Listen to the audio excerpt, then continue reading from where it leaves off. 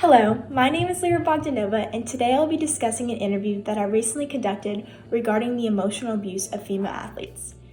According to Runner's World, sharing stories of eating disorders, abusive coach relationships, and the road to recovery is a step in the right direction. For this interview, I had the amazing opportunity to reconnect with one of my former training partners, Anna Scott. In this interview, Anna and I both got to share stories and experiences that we went through when we were high school athletes.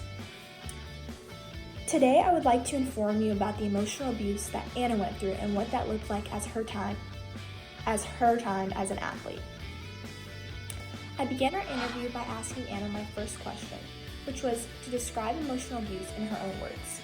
Anna said, "I believe that emotional abuse is when the thoughts and needs of an individual are undermined, dismissed, and neglected."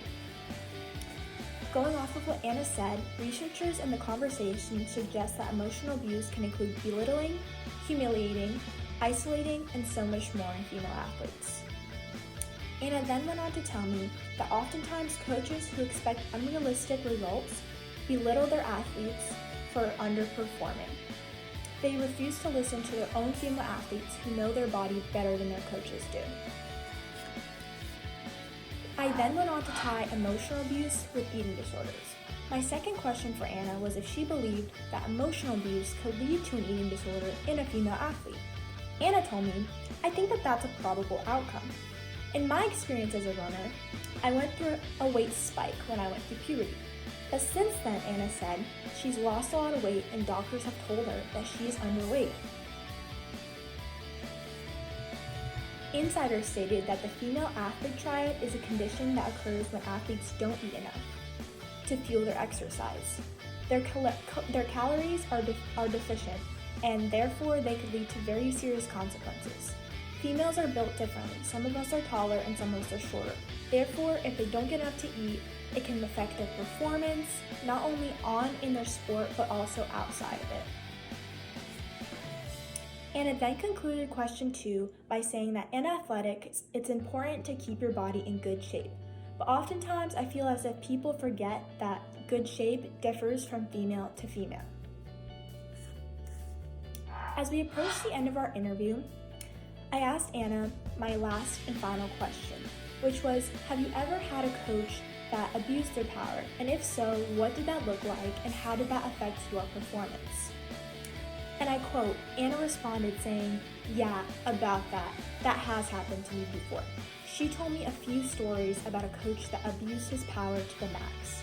One story that she shared with me was when she first came into high school, she was an 800-meter runner. One lap around the track is 400 meters. Therefore, Anna was better at running 2 laps. This coach seemed to know exactly what she was best for before she could even prove to him what she could do. He told her that she was better at running the 3,200-meter run. That's a lot of laps. Anna was not built to run that, so she told me during this time she begged and pleaded with him to be able to show him that she could run the 800, but he refused to listen. She told me that not only did her performance didn't go as well, but her motivation was lacking because she was failing to compete against girls that were meant for this race. Another example that Anna shared with me was when she scratched her cornea and she couldn't see, but this coach told her that she still had to go out and run the mile because she was lying. It wasn't that big of a deal. In conclusion, emotional abuse is a real issue that female athletes like Anna have or may have to deal with. I hope to have been able to shed a light on the issue of emotional abuse and what it looked like in Anna's time as a high school athlete. This interview allowed me to get a better insight on the athletic world and what a day-to-day life for a female athlete looks like.